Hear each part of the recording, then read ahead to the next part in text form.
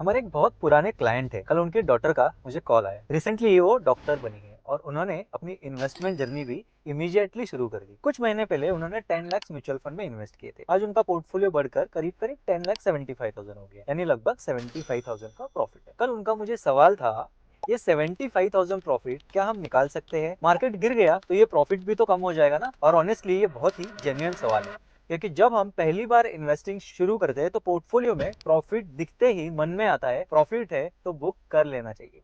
लेकिन क्या हर बार profit book करना सही है? मान लीजिए आप अभी 75,000 निकालते हो, इन्वेस्टमेंट एक साल कम पुराना है, तो इक्विटी म्यूचुअल फंड में short term capital gain tax लागू हो सकता है और स्कीम के रूल्स के अनुसार एग्जिट लोड भी लग सकता है। यानी 75,000 का पूरा प्रॉफिट आपके हाथ में नहीं आएगा। लेकिन इससे भी इम्पोर्टेंट सवाल ये है, आप प्रॉफिट बुक क्यों कर रहे हैं? अगर सिर्फ इसलिए कि मार्केट गिर सकता है तो शायद प्रॉफिट बुकिंग का ये सही रीजन नहीं है। लेकिन दो सिचुएशन में प्रॉफिट बुकिंग काफी सेंसिबल हो सकती है। पहला, आपका फाइनेंशियल गोल करीब आ गया। मान लीजिए आपको पैसा अगले 1-2 साल में ही चाहिए।